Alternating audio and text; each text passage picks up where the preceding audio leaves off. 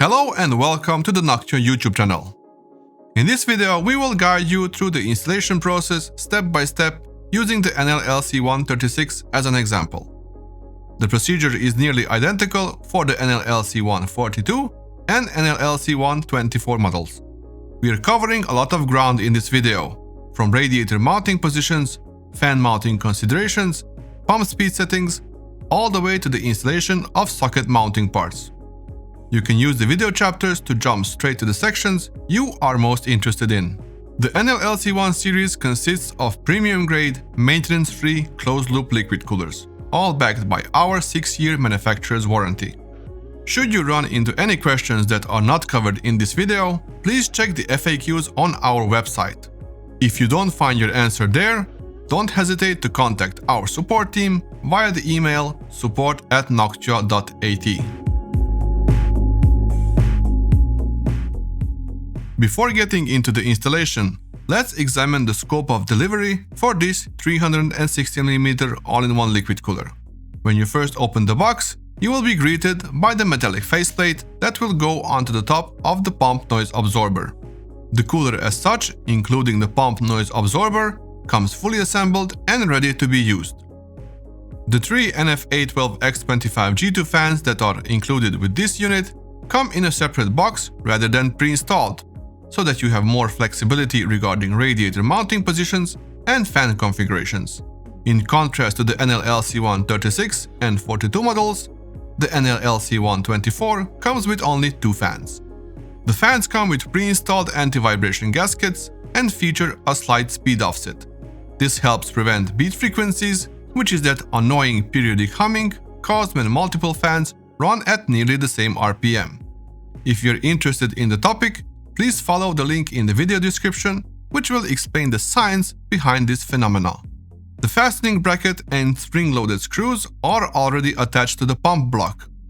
All other mounting parts are included in the accessory box that contains the mounting kit for AMD's AM4 and AM5 platforms, as well as the mounting kit for the latest Intel-based configurations. Additionally, the accessories box of the NL-LC1 36 contains the following parts: a handy Torx 20 screwdriver, a 4-pin 30cm PWM fan extension cable, a 3-way PWM fan splitter cable, long TX20 screws for installing the fans, short TX20 screws for installing the radiator directly onto the case, a cleaning wipe to ensure your CPU is properly cleaned before applying thermal paste, a tube of NT-H2 thermal paste for 3 to 5 applications, a thermal paste guard for socket AM5 CPUs, and a high-quality, self-adhesive Noctua case badge.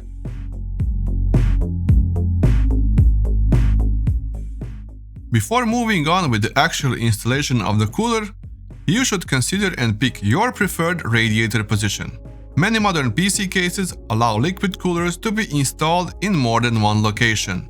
Please refer to the case compatibility list on our website to check which mounting positions your case supports with a particular cooler model. With most cases on the market, installing the radiator at the top has the advantage that hot air is directly exhausted, so it will not affect other components such as the GPU. The downside is that warm air from the GPU will be drawn in by the radiator fans, which can negatively impact CPU temperatures. On the other hand, installing the radiator at the front of the case allows the fans to take in fresh air.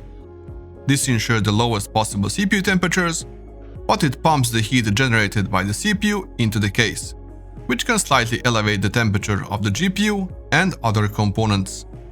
Some cases allow the radiator to be mounted at the side of the case, and in this position, the user can choose whether the fans will be blowing outwards, prioritizing GPU temperatures, or pulling in air from the side, prioritizing CPU temperatures.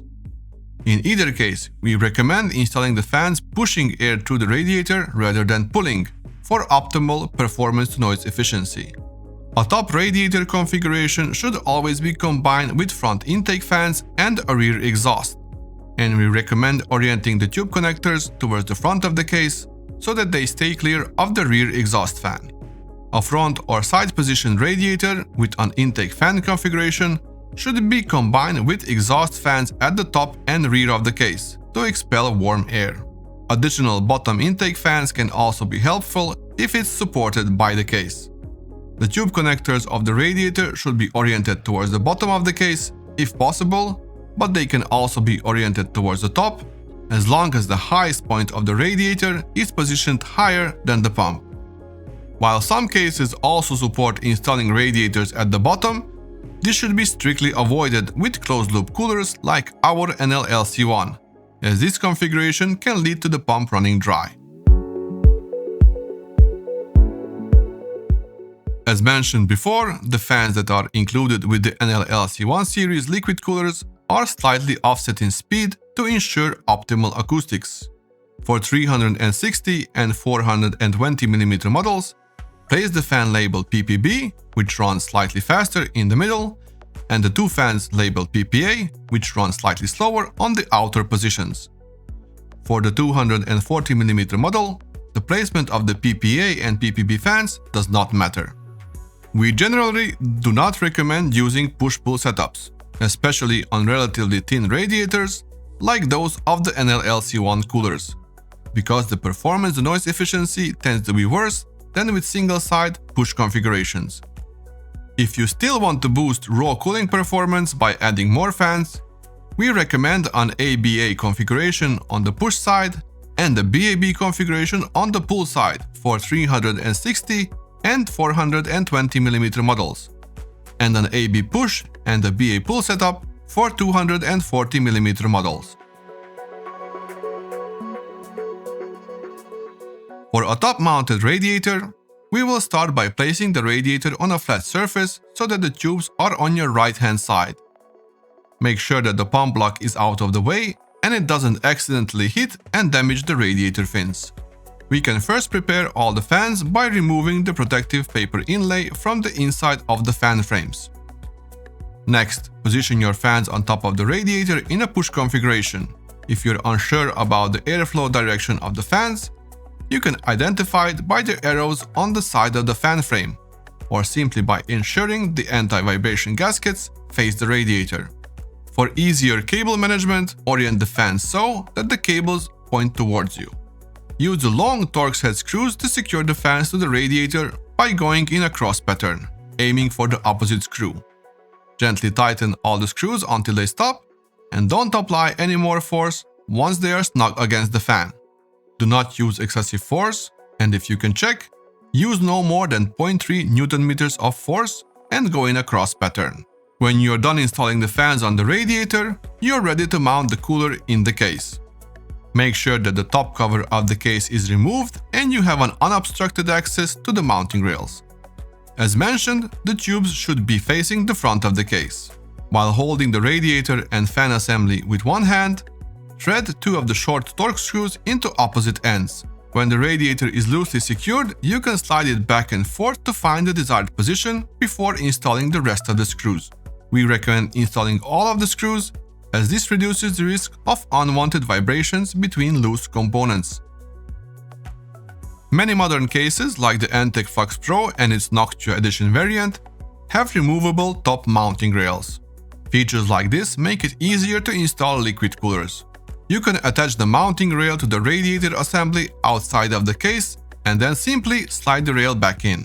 The procedure is similar, but you will need to lay the radiator flat with the tubes facing downwards.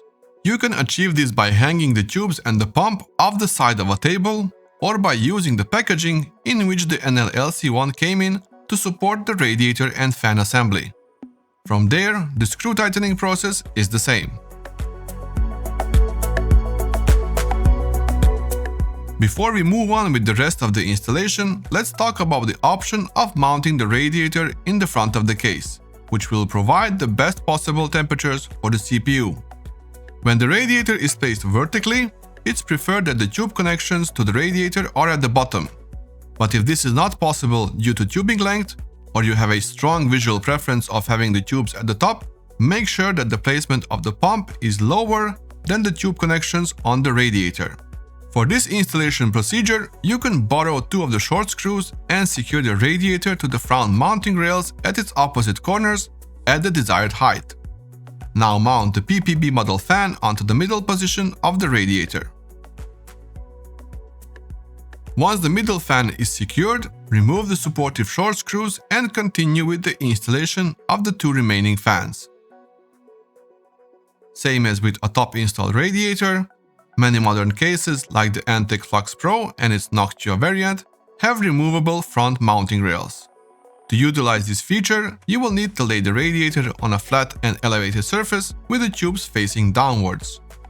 Position the mounting frame over the radiator and place your fans on top in a push configuration, following an ABA sequence, ensuring the anti-vibration gaskets face the radiator.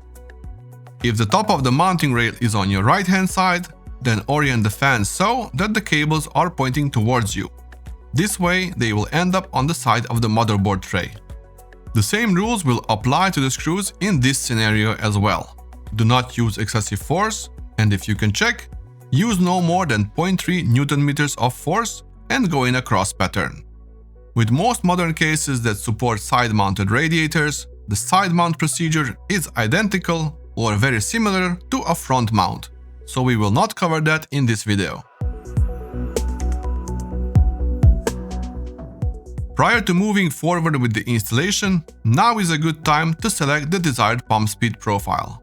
The NL-LC1 series pump comes with an integrated mode switch that makes it possible to choose between 3 settings. While the pre-selected quiet mode ensures minimal noise emissions, the balance mode provides extra performance headroom, and the manual mode provides the user full control over the pump's entire RPM range. Since the performance gains of using higher pump speeds are typically low, we recommend keeping the pump in quiet mode to ensure optimal running smoothness. If you are interested in the differences between the profiles and how they relate to each other, please follow the link to a dedicated article in the video description.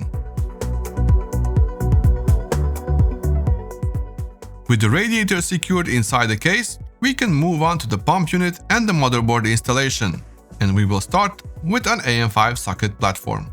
The first step of this procedure are the easiest to execute if the motherboard is not installed inside the case, or if it is, you can lay the case on its side. We also recommend having the CPU already installed in the motherboard socket at this point. The Secufirm mounting system installs directly onto the motherboard's stock backplate.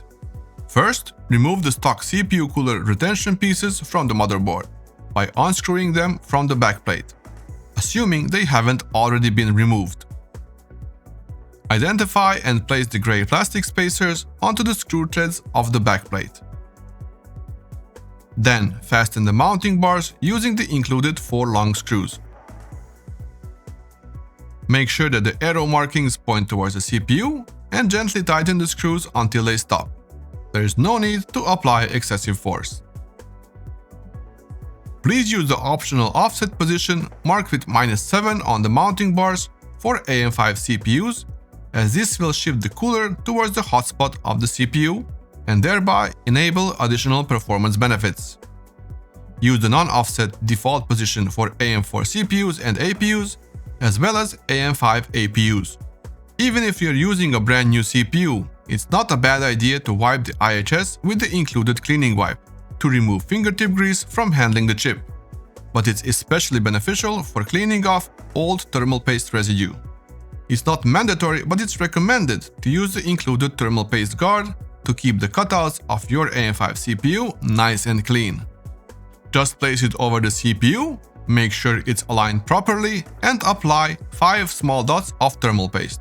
The smaller dots in the corners should average about 2 mm in width, while the center larger one can be 3 to 4 mm in diameter. We are now ready to mount the motherboard into the case and finish the installation. First, and this is very important, take off the protective film from the pump's cold plate. Get your included Torx screwdriver ready in one hand, and with your other hand, position the captive screws on the pump unit over the protruding threaded studs on the mounting bars. Thread little by little without excessive force, alternating on both sides of the pump until the screws bottom out. Tighten gently, or if you use a torque limiting screwdriver, set it to 0.6 Nm. Mounting our all-in-one liquid cooler on an Intel-based platform is easier if the motherboard is not already installed in the PC case. This is because we will need to install a specific backplate to be able to mount the cooler. If your case does not feature a motherboard tray cutout that provides access to the rear of the CPU socket, then you must install this backplate before mounting the motherboard inside the case. However, if your case does have a cutout, then you can proceed with the installation process. We also recommend having the CPU already installed in the motherboard socket at this point. Hold the motherboard upright and place the provided Secufirm backplate on the motherboard with the captive threaded studs slotting through the 4 mounting holes. Swap your hands, pinch the protruding studs, and gently lay the motherboard on its back. Identify and place the blue plastic spacers onto the captive studs of the backplate, followed by the Intel-specific mounting bars. Place the bar with the east marking on the right-hand side and the bar with the west marking on the left-hand side of the socket, making sure that the CPU arrows are pointing towards the CPU. If you're using one of the flagship high core count Intel CPUs, such as the 270K Plus or the 285K, we highly recommend placing the mounting bars in the double offset position, the hole with the small arrow mark next to it. This will bring additional performance benefits by shifting the cooler towards the hotspot of the CPU. Gently tighten the nuts until they bottom out, and please do not apply excessive force. We suggest wiping the IHS with the included cleaning wipe before you apply thermal paste. The wipe is extremely helpful to remove fingertip grease from handling the chip, but it's especially useful for cleaning off all thermal paste residue. Apply 5 small dots of the included thermal paste. The smaller dots should average about 2 mm in width, while the center, larger one can be 3 to 4 mm in diameter. At this point, we are ready to mount the motherboard into the case, remove the protective film from the cold plate, and finish the installation. Get your included Torx screwdriver ready in one hand, and with your other hand, position the captive screws on the pump unit over the protruding threaded studs on the mounting bars. Tighten little by little, alternating on both sides of the pump until the screws bottom out. Tighten gently and don't use excessive force. All that remains to be done is to connect the pump and fans to the motherboard PWM headers. Most modern high-end motherboards have a dedicated pump header, so if you have one of those, use it for connecting the pump. If your motherboard BIOS settings allow switching between PWM, DC voltage control and auto, ensure it's set to PWM control only. For the fans, it's usually best to connect them to the CPU fan header using the provided splitter cable. If you need extra reach, you can also use the included extension cable. Due to the highly efficient design of the G2 fans included with these liquid coolers, connecting 3 fans to one PWM header is perfectly fine. By placing the metal faceplate onto the pump cover, we conclude our installation video of the NL-LC1 liquid coolers, specifically focusing on the 360mm model. The process for mounting the 240 and 420mm models is almost identical, so you should have all the necessary key steps presented. For more detailed instructions, you can always refer to the provided printed installation manual or the online version that's available on our website. If you're hungry for more information and details, make sure to check out the additional links in the video description, where we dive in even deeper into certain topics. And until next time, enjoy your quiet and cool PC.